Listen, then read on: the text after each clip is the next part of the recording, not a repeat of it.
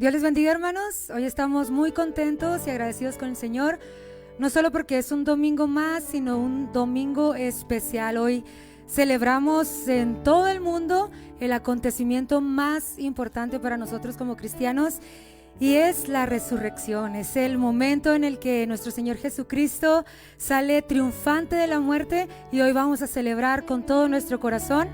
Y vamos a leer la Biblia ahí en Mateo 28, versículo 2, que dice: y hubo un gran terremoto, porque un ángel del Señor descendió del cielo y llegando removió la piedra y se sentó sobre ella. Su aspecto era como un relámpago y su vestido blanco como la nieve. Y de miedo de él los guardias temblaron y se quedaron como muertos. Mas el ángel respondiendo dijo a las mujeres: no temáis vosotras, porque yo sé que buscáis a Jesús, el cual fue crucificado.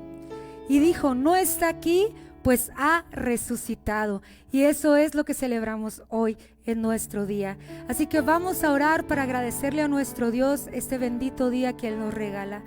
Señor, en esta hora, Padre, te damos muchísimas gracias porque celebramos, Señor, ese acontecimiento tan importante por el cual nosotros también tenemos vida, y es tu resurrección, Señor.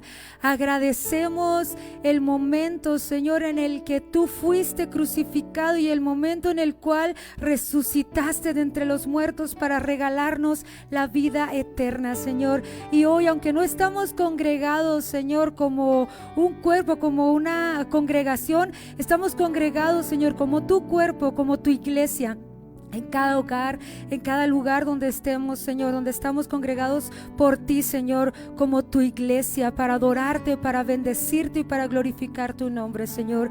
Y hoy bendecimos, Señor, tu nombre, te honramos y te glorificamos por todo lo que haces en medio de nosotros, Señor. Gracias, Padre Celestial. Y hoy vamos a estar entonando un canto de alabanza para estar dando inicio a este servicio.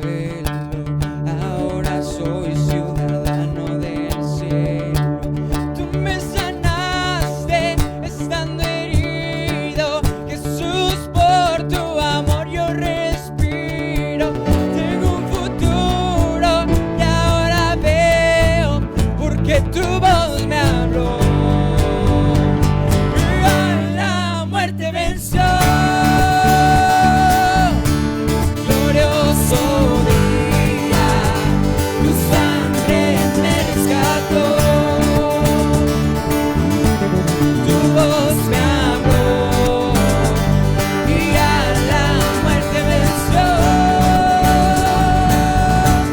Glorioso día, tu sangre me rescató.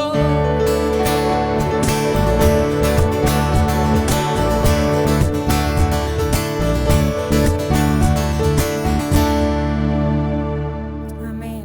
Este glorioso día en el cual nuestro Señor Jesucristo nos salvó, y ahora pasamos al canto de adoración y así vamos a entregar el lugar a la predicación de este día.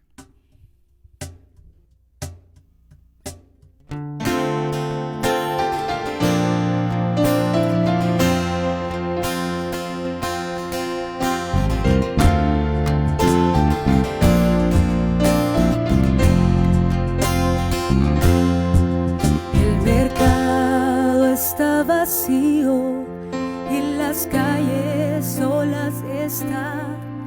Los trabajos están quietos, terminó el cosechar. Los aviones van sin rumbo y no hay nadie en el control. Todo queda suspendido a la entrada del gran rey.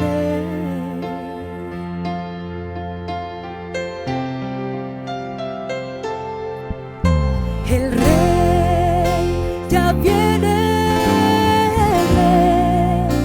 ya viene, sonará la gran trompeta y su rostro yo veré. El rey ya viene, ya viene, Jesucristo ya viene por mí.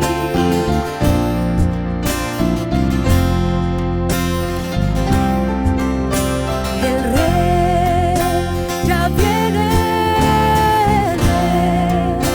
ya viene, sonará la gran trompeta y su rostro yo veré. El rey ya viene, el rey ya viene, Jesucristo ya viene por mí.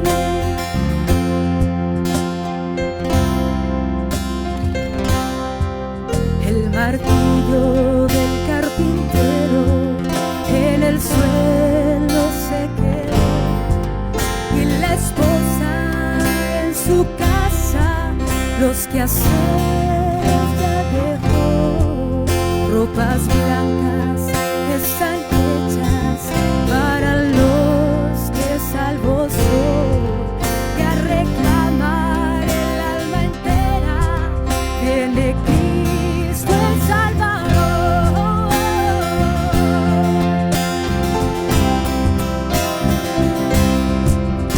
El rey ya viene, el rey ya viene, sonará la gran trompeta y su rostro yo veré. El rey ya viene,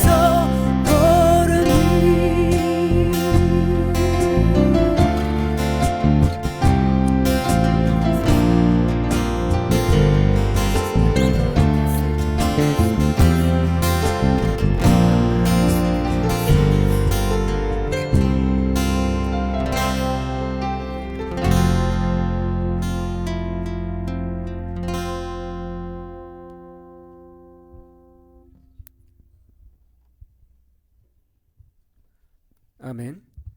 Después de este canto tan significativo para nosotros los creyentes, que habla de un momento que esperamos todos en la iglesia, con este ambiente que ha creado este canto aquí, en este lugar donde estamos transmitiendo este mensaje.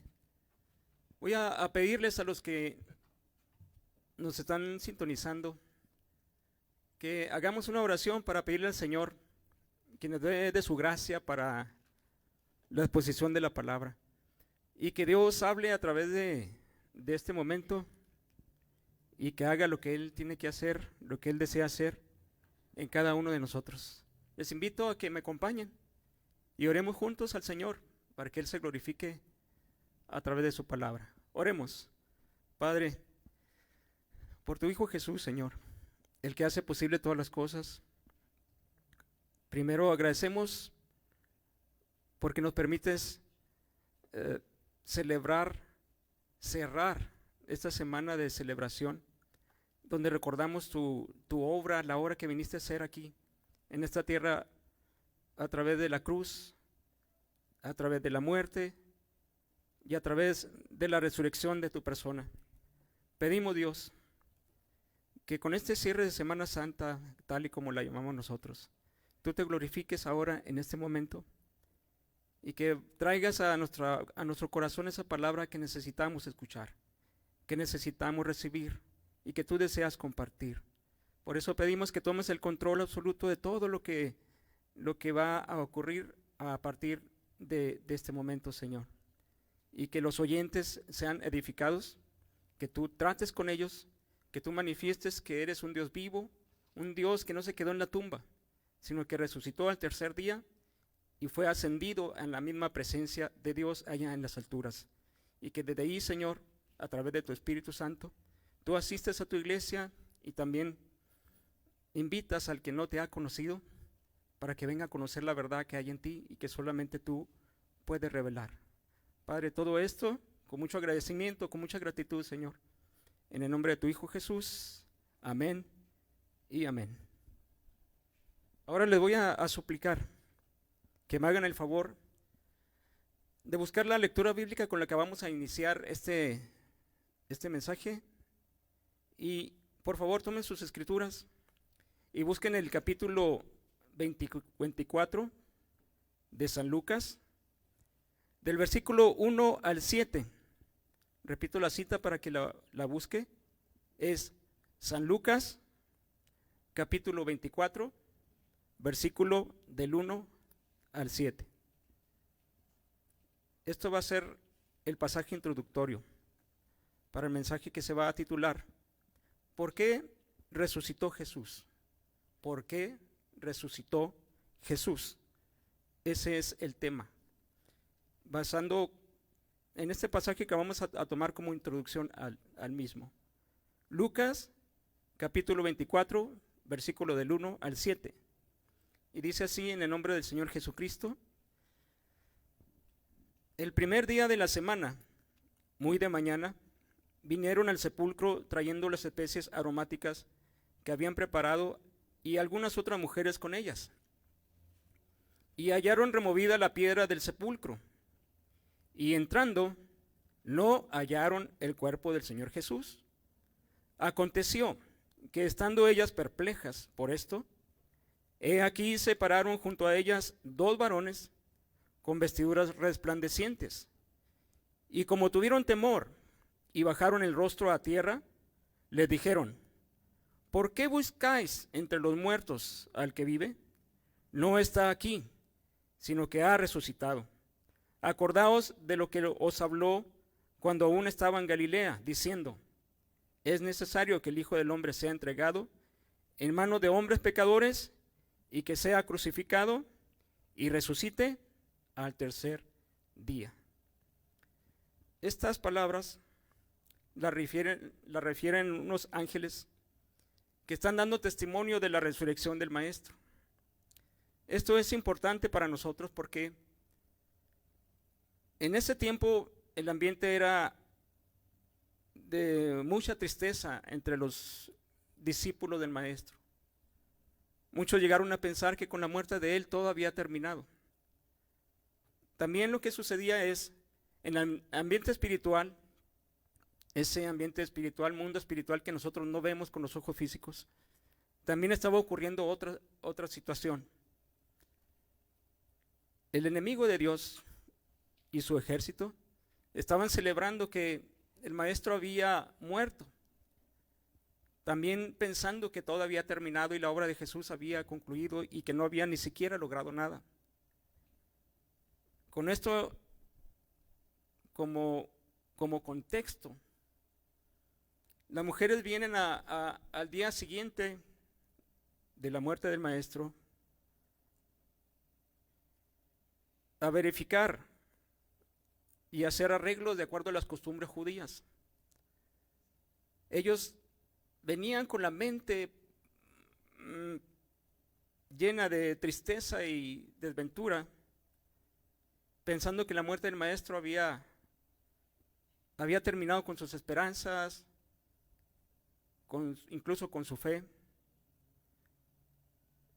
Por eso cuando llegan al lugar y ven a estos varones con sus ropas resplandecientes, esto causa una gran sorpresa a ellas. Y las palabras que ellos le dan es: ¿por qué buscan entre los muertos al que vive? Y además en el versículo 7 le recordaron ellos: ¿es necesario que el Hijo del Hombre sea entregado en manos de hombres pecadores y que sea crucificado y resucite al tercer día? Este recordatorio le hicieron los ángeles porque ellos olvidaron las palabras del maestro. El corazón del hombre puede ser tan engañoso que puede llegar a olvidar las palabras más esenciales, aquellas que nos hacen levantarnos en fe, que nos hacen vivir la vida con la perspectiva correcta. Lo que las mujeres no sabían, no entendían hasta ese momento, era que la muerte del maestro era necesaria, porque así estaba escrito. Tenía que cumplirse la escritura y el Señor tenía que cumplir con lo que el Dios Todopoderoso había ideado para la redención del hombre. Porque el hombre está perdido. El hombre común, el hombre natural, está perdido y necesita salvación. ¿Salvación de qué? Salvación de la eternidad de perdición, aislados de Dios para siempre y sumidos en tormentos eternos, tal y como la Escritura lo enseña. Así que yo quiero hacer un preámbulo aquí y decir: hay una realidad espiritual, hay una realidad escritural.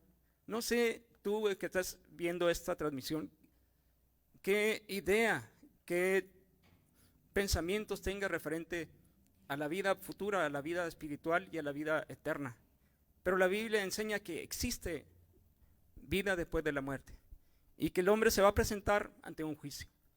Y el Dios Todopoderoso creó un plan. El plan era redimir al hombre que había pecado del principio para que el hombre tuviera la oportunidad de salvar su alma de la eternidad y tener el perdón de parte del Señor y la purificación de su alma para ser aptos para ir a la eternidad, donde el Señor está sentado a la diestra de Dios. Por eso es que Jesús tuvo que resucitar. Y por esa razón yo le puse como tema a este mensaje: ¿por qué resucitó Jesús? ¿Por qué?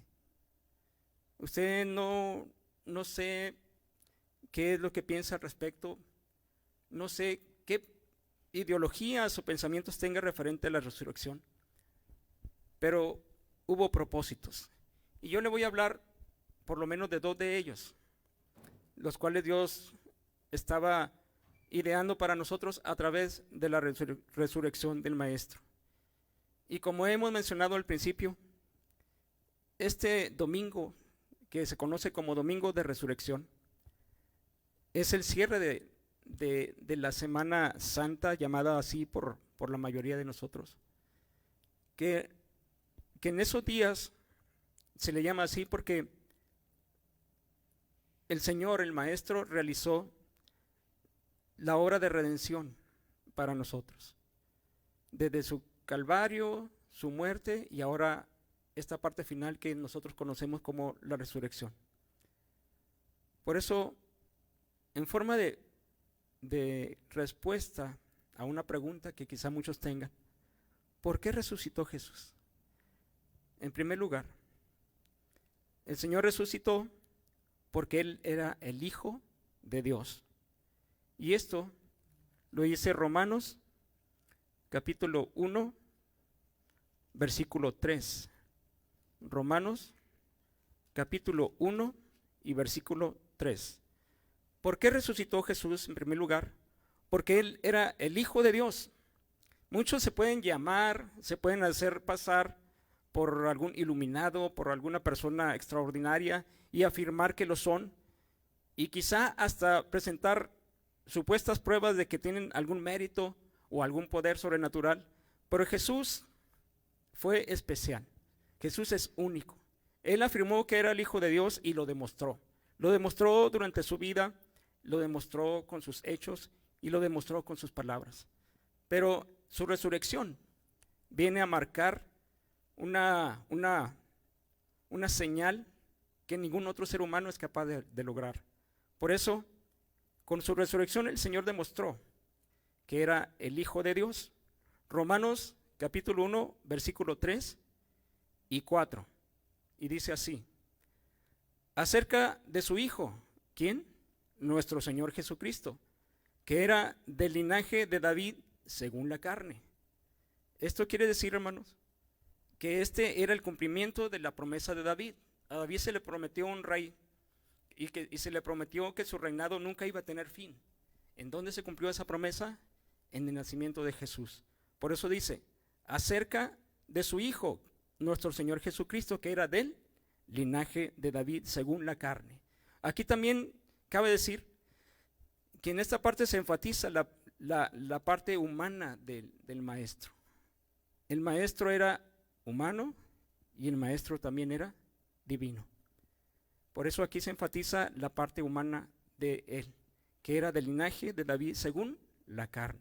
Y el versículo 4 dice que fue declarado Hijo de Dios con poder, según el Espíritu de santidad, por la resurrección de entre los muertos.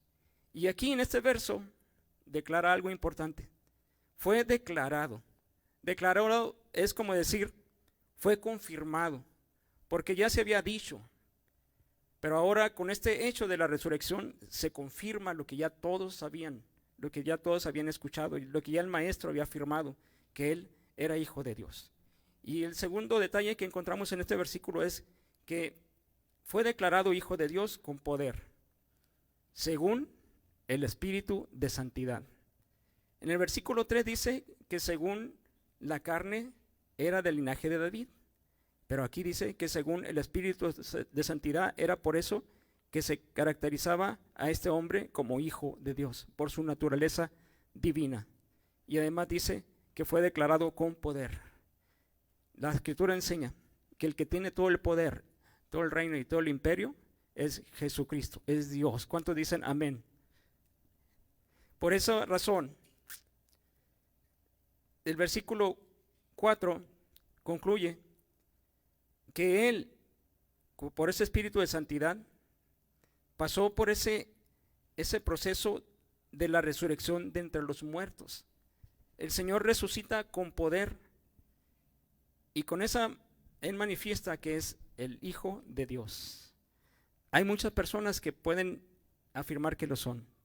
Ha habido a lo largo de la historia muchas gentes que se han hecho pasar por el Hijo de Dios, pero ninguno de ellos ha resucitado, solamente Jesús resucitó al tercer día. ¿Cuántos dicen amén? Y en segundo lugar, hablando sobre esta prueba de que Él era el Hijo de Dios, tenemos otro versículo que comprueba que el Señor era el Hijo de Dios. Busquemos Filipenses capítulo 2, versículo del 5 al 11. Filipenses capítulo 2, versículo 5 al 11. Él era el Hijo de Dios. Y esta palabra lo comprueba en la Escritura. Es Filipenses capítulo 2, versículos 5 al 11.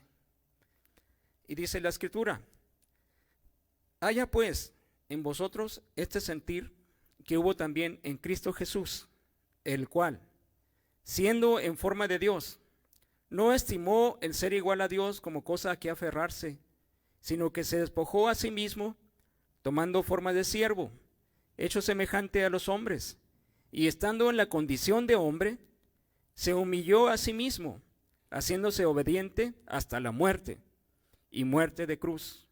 Por lo cual, Dios también le exaltó hasta lo sumo, y le dio un nombre que es sobre todo nombre, para que en el nombre de Jesús se doble toda rodilla de los que están en los cielos, y en la tierra, y debajo de la tierra, y toda lengua confiese que Jesucristo es el Señor, para la gloria de Dios Padre. Para lograr establecer esta verdad, el Maestro tuvo que resucitar, porque el haber vencido a la muerte es solamente posible para aquel que creó la vida. La Escritura enseña que hubo un ángel caído, un ángel que en sus inicios era un ángel de Dios, un ángel bueno, un ángel santo. Pero este cayó en rebelión y desde entonces empezó a oponerse a Dios y a sus planes. Este mismo ángel caído, ya caído, fue quien ideó el plan de hacer caer a los primeros seres humanos creados por Dios, a Adán y Eva, en una trampa para hacerlos pecar y salir de la voluntad de Dios. Cuando los hombres, cuando Adán y Eva cayeron en transgresión por los engaños de este ser, entonces se rompió esa comunión y esa intimidad que había entre los hombres y Dios. Dios entonces tuvo el plan de restaurar esa relación entre Dios y el hombre.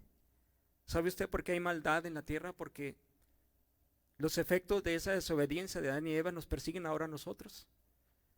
¿Sabe usted también por qué hay enfermedades y pestes como la que vivimos actualmente?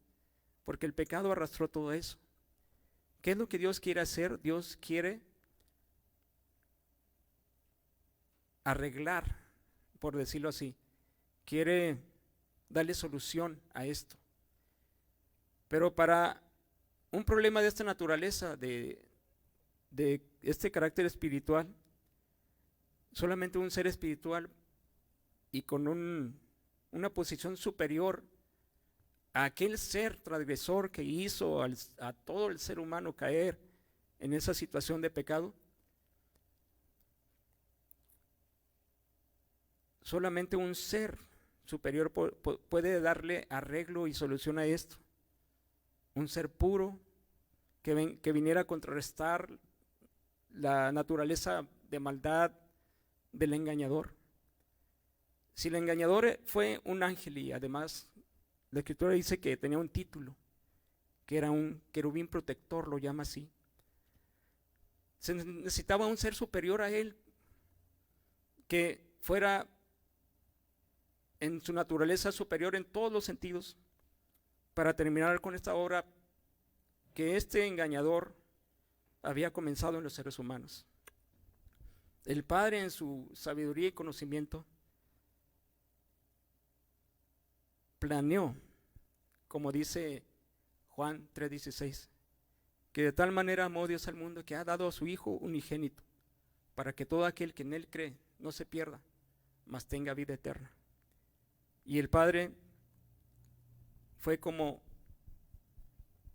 planeó el plan de redención entregando a su unigénito.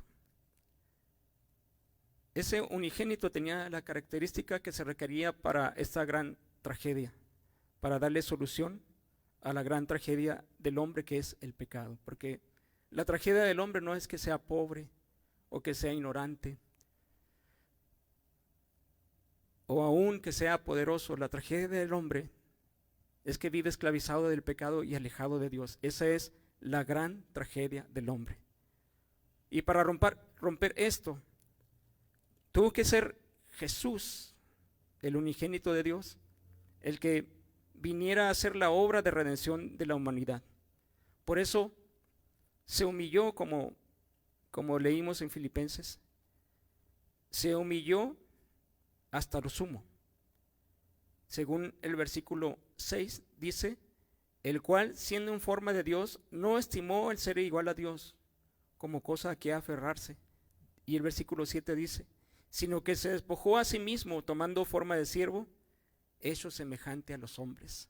El Dios Todopoderoso, el que llenaba el universo con su presencia, de pronto se ve confinado a un cuerpo humano limitado, débil, propenso a enfermarse, propenso al hambre, a la sed, a la tristeza, expuesto a todas las pasiones propias de un ser humano. El ser todopoderoso encerrado en un cuerpo de ese tamaño, esa fue una grande humillación para nuestro Señor.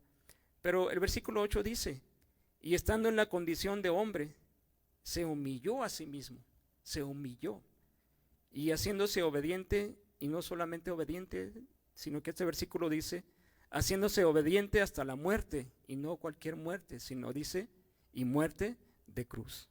La muerte de cruz era la muerte más humillante que se había planeado en los tiempos del Maestro.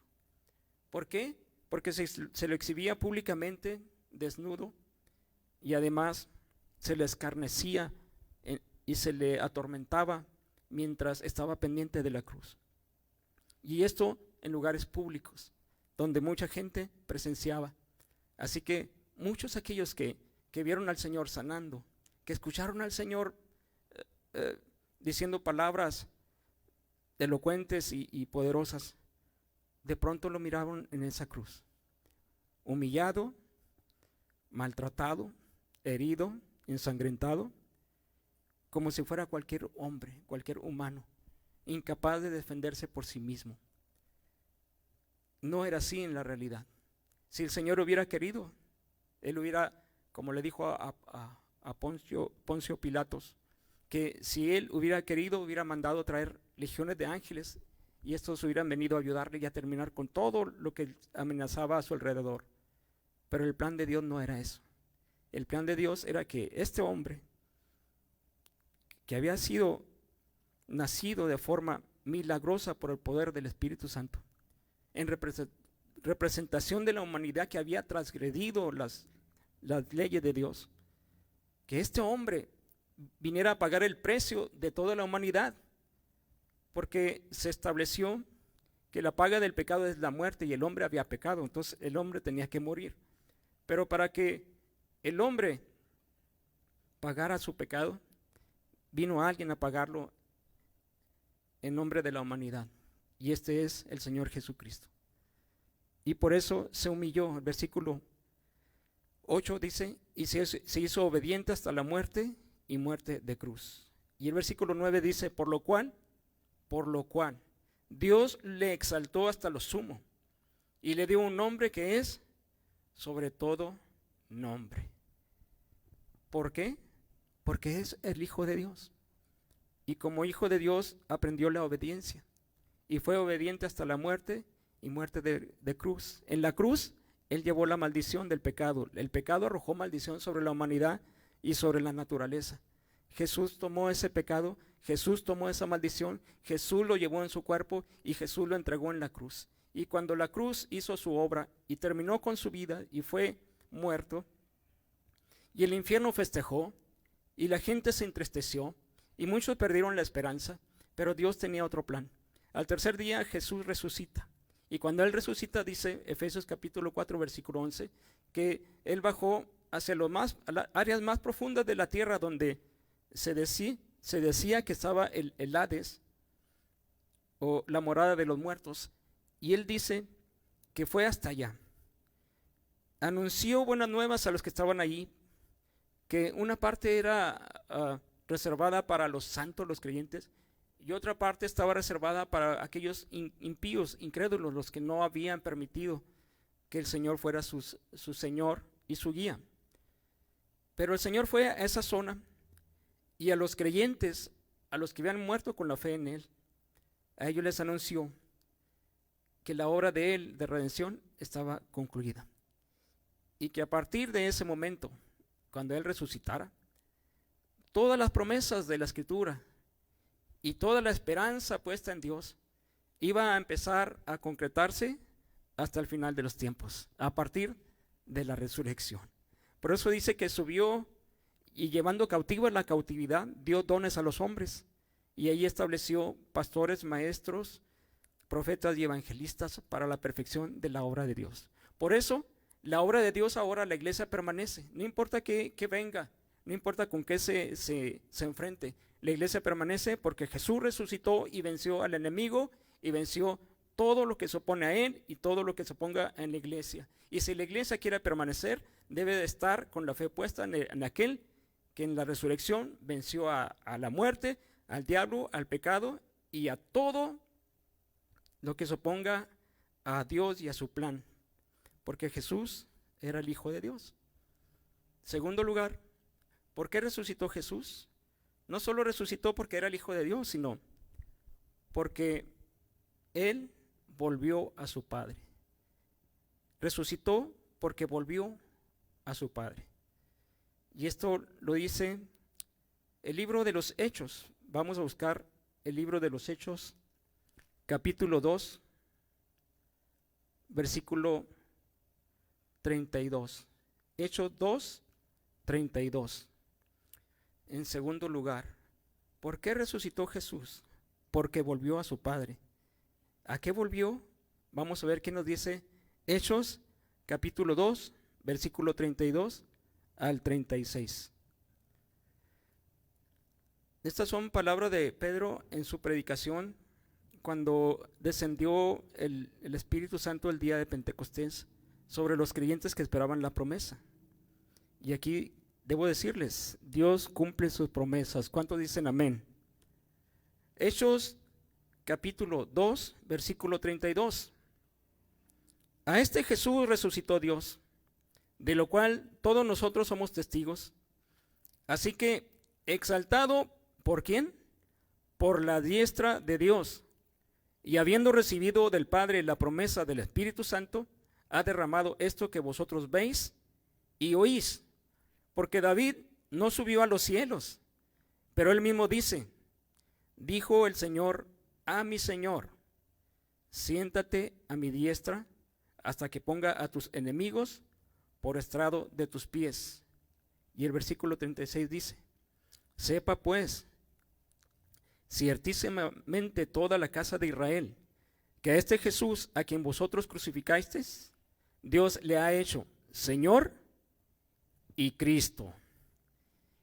Y este versículo pone énfasis que el Señor, después de haber resucitado, el Señor Jesucristo, fue a la diestra del Padre, y esto dando a entender que en el cielo existe un trono, hermano, donde el Dios Padre, el Dios Todopoderoso, está sentado y está reinando. Él no ha perdido el control. Aunque veamos maldad en la tierra, aunque veamos destrucción en la tierra, Él no ha perdido el control. Pero el hombre tiene libre albedrío, y el Señor le está dando oportunidad al hombre que en su libre albedrío el hombre reconozca a Dios y venga a sus pies. Pero Dios no ha perdido el control. Y allí a la diestra de Dios se subió el Señor, el Maestro, después de haber resucitado. ¿Y sabe qué hace Él allí? Él está reinando, hermanos, porque Él es el Rey eterno. Ese ser que llegó aquí con un plan de paz, pacífico, manso y humilde, dijo el profeta, y que los hombres, los perversos hombres, llevaron a la muerte y lo humillaron. Ese hombre ahora resucitado y glorificado está sentado a la diestra del Padre, reinando por los siglos de los siglos. ¿Cuántos dicen amén? En segundo lugar, volvió a su Padre a reinar, pero también volvió para interceder por nosotros. Esto lo dice la carta a los Hebreos. Vaya a la carta a los Hebreos, capítulo 4, versículo 14 al 16. Hebreos 4, 14 al 16. Jesús tuvo que resucitar porque volvió al Padre a interceder por nosotros. Interceder por nosotros. Hebreos capítulo 4, versículo 14 al 16. Por tanto, dice la palabra, teniendo un gran sumo sacerdote que traspasó los cielos, Jesús, el Hijo de Dios, retengamos nuestra profesión.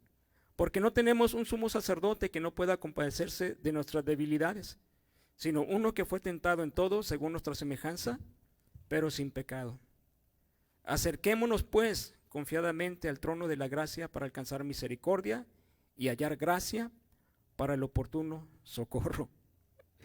Por eso el creyente tiene esperanza. Alguien que ha aceptado al Señor en su corazón, que le ha rendido su vida, que ha sufrido la transformación y la regeneración de su ser, ahora tiene esperanza.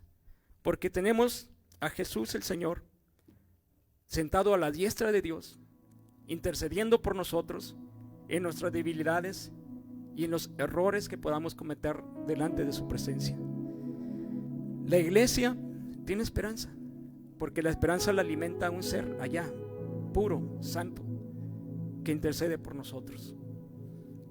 Esa intercesión es escuchada y atendida, y esto es lo más maravilloso, que el ser humano, aún los redimidos, aún los que son parte de la iglesia y que han rendido su corazón al Señor, seguimos luchando contra la amenaza del pecado en nuestro ser, en nuestra naturaleza caída. Y cuando esta naturaleza nos provoca ofender al Señor, nuestra alma se llena de tristeza, nuestro corazón se desanima, se desalienta, y parece que todo va a terminar. Pero cuando recordamos que en el cielo y a la diestra del Padre tenemos a alguien que intercede por nosotros, y creemos y abrazamos esa promesa, porque es una promesa, el corazón encuentra primero perdón. Por eso 1 de Juan 1:9 dice: si confesamos nuestros pecados, Él es fiel y justo para perdonar nuestros pecados y limpiarnos de toda maldad. Si alguno ha pecado, si alguno ha ofendido a Dios, solamente tienes que venir a Él y recordar que en el cielo está alguien que intercede por ti.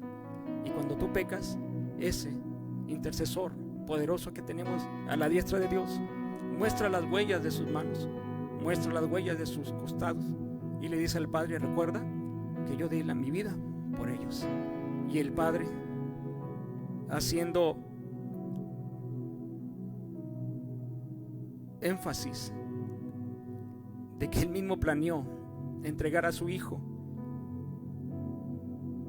toma en cuenta la intercesión y perdona, hermanos. ¿Cuántos de aquí han sido perdonados? Gloria a su nombre. Porque tenemos un intercesor, alguien que continuamente ruega por nosotros. No estamos aquí porque los méritos nuestros son suficientes, no. De hecho, no tenemos absolutamente ningún mérito. Estamos aquí por los méritos del Maestro y la intercesión que hace por nosotros a la diestra de Dios. ¿Cuántos dicen amén? Y por último lugar, resucitó Jesús, volvió al Padre a reinar, volvió a su Padre a interceder y volvió a esperar a su iglesia. Volvió para esperar a su iglesia.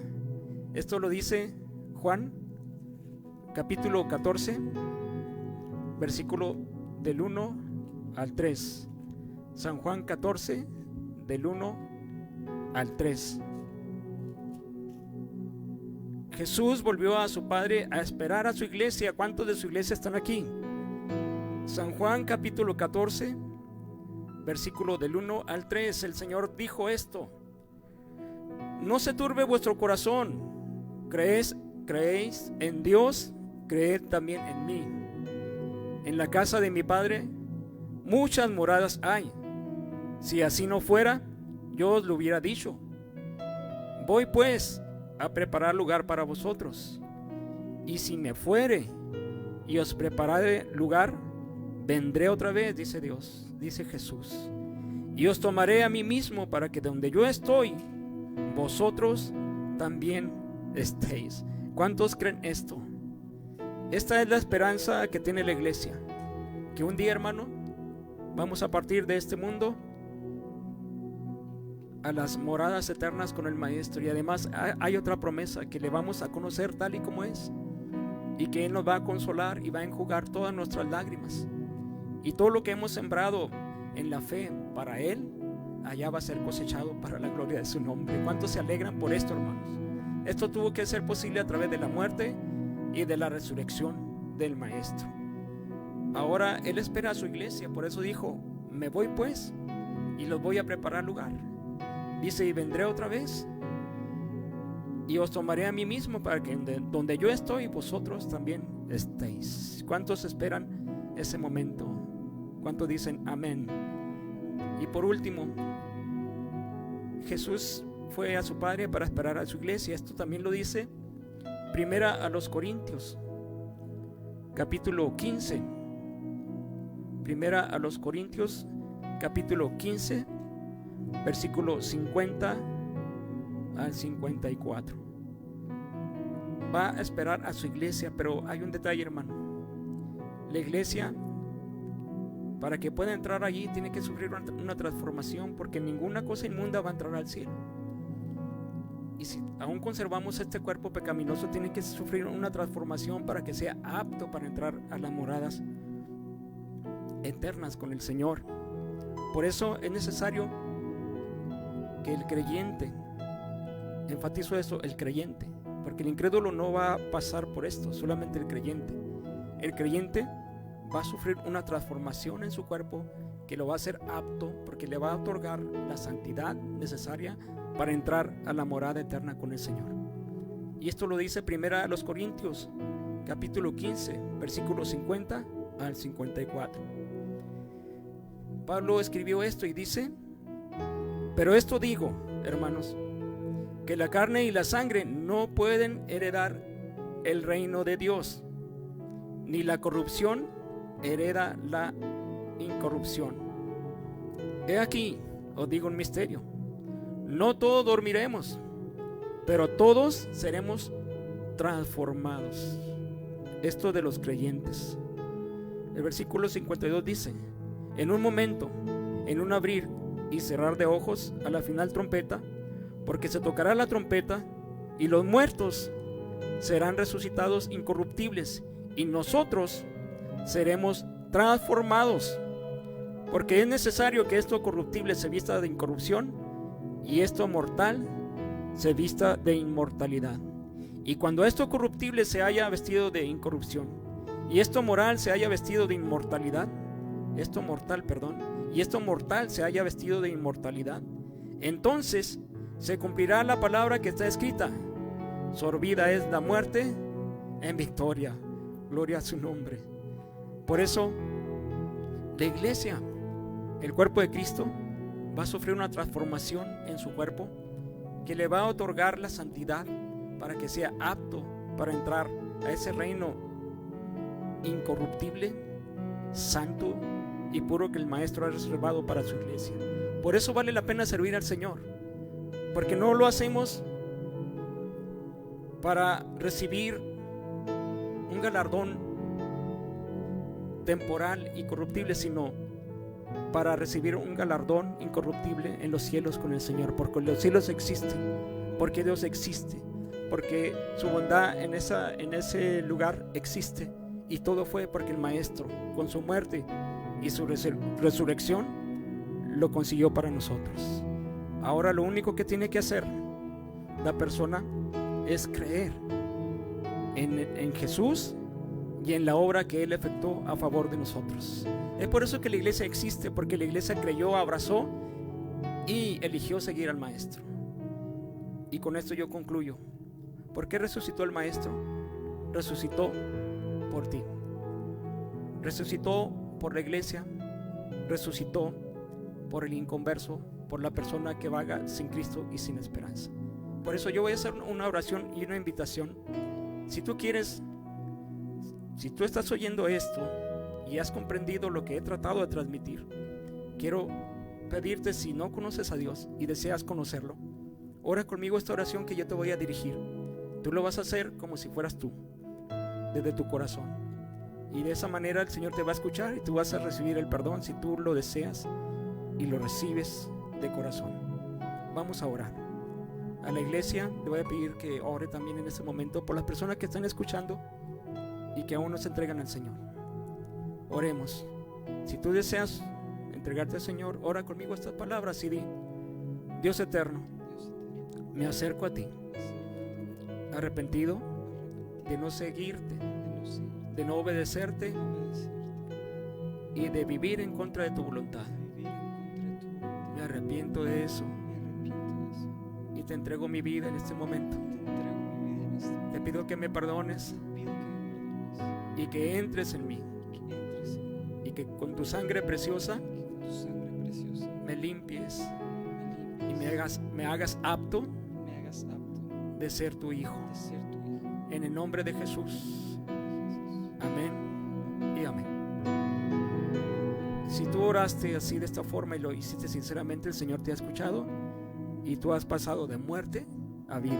Ahora lo que tienes que hacer a partir de hoy es congregarte cuando ya la situación lo permita. Pero aunque no te puedas congregar en este mismo momento, tú puedes contactar, si quieres, a esta página, al pastor o a alguno de los líderes, y ellos con mucho gusto te van a orientar y te van a ayudar para que tú continúes sirviendo al Señor.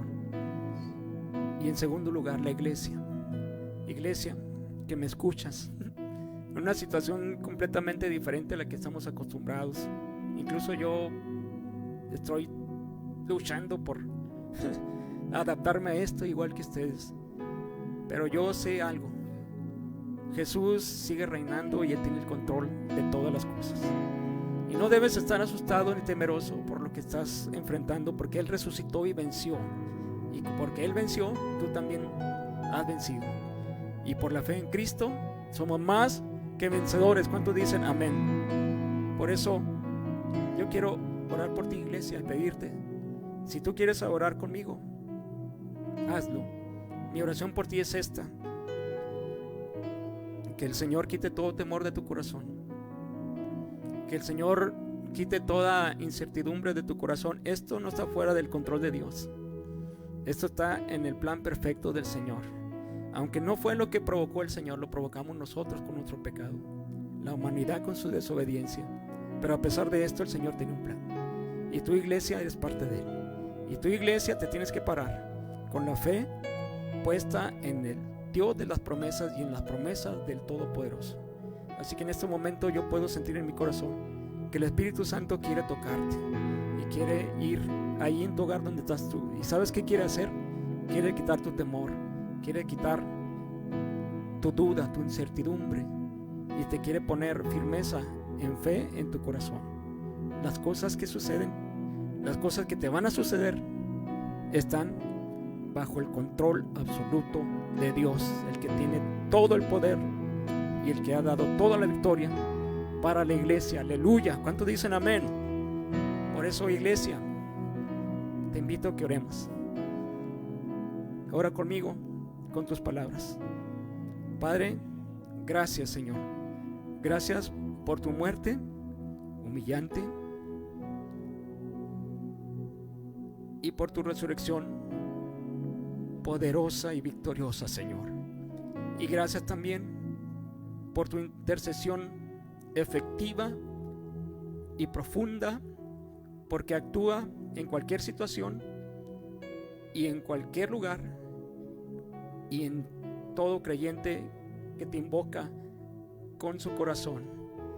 Así que en este momento, Espíritu Santo, yo creo en mi corazón que tu poderosa presencia va a tomar estas ondas de comunicación por donde sea que esté viajando, y va a tocar a la iglesia, va a tocar a tus hijos, y les va a cambiar su temor en valor, en seguridad y en certidumbre, porque el temor y el miedo no vienen de ti, Señor, pues tú nos has dado un espíritu de poder, de amor y de dominio propio. Y ahora, Padre, en el nombre de Jesús, que sean derribadas todas las artimañas y mentira del diablo en las mentes y en los corazones de los creyentes. Y que a cambio de eso venga tu Espíritu Santo a afirmar lo que tu palabra dice. Y tu palabra dijo que siempre ibas a estar con nosotros. Y también dijo: no se turbe tu corazón ni tenga miedo. Si crees en Dios, debes creer también en mí. Nosotros creemos en ti, Jesús Todopoderoso. Por eso, Padre, rompemos toda artimaña y toda mentira del diablo. Y en este momento lo cambiamos por confianza, por paz y tranquilidad en el corazón. Y que tu iglesia se levante con poder y seguridad para que siga proclamando tu palabra con sus hechos, con su actitud y con sus palabras. Para que tu Espíritu Santo tome la oportunidad y llegue a las personas que aún no te conocen, para que te conozcan antes de que sea tarde para ellos. Señor, gracias por tu presencia. Ahorita mismo tu Espíritu Santo está abrazando, está tocando, está transformando y está glorificando su nombre en cada uno de tus creyentes, de tu iglesia. Padre, yo te agradezco mucho por esto. En el nombre de Cristo Jesús. Amén. Amén y amén. Hermanos, para concluir con esta transmisión, yo les quiero recordar que nosotros, la iglesia de Cristo, vivimos por fe, en fe y para fe, y que nuestra esperanza está en Cristo y en su palabra. Recordándoles que debemos seguir orando para que la obra que el Señor hizo por nosotros que recordamos en esta semana, siga permanente en nuestro corazón. Y sin más me despido en nombre de la iglesia Puerta del Cielo, del pastor Oscar Silva y la congregación. Dios les bendiga. Hasta luego.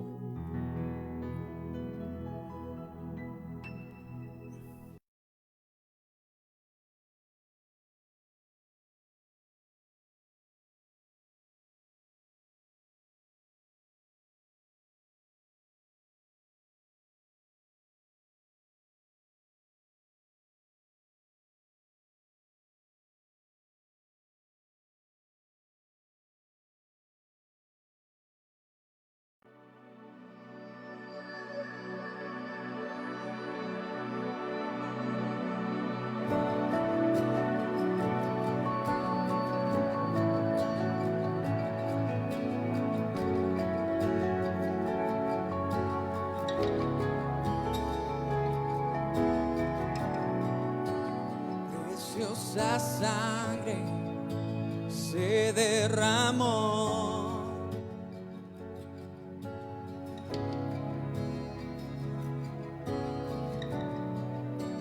preciosa sangre fluyó por amor,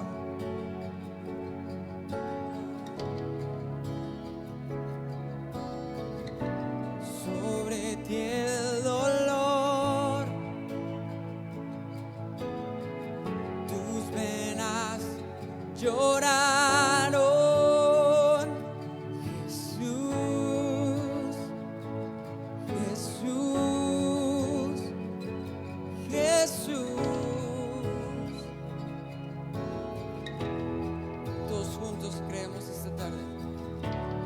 Hay poder en la sangre que fluyó por amor. Hay poder en la sangre que Él derramó.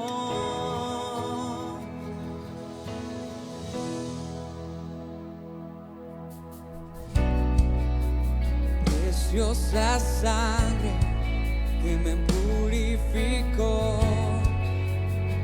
Gracias, Señor.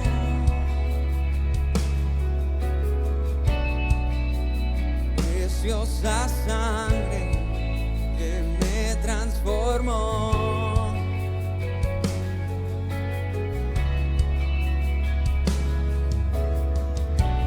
Sobre ti el dolor, tus venas lloraron. Jesús, Jesús, Jesús. Oh, yeah. Hay poder en la sangre que fluye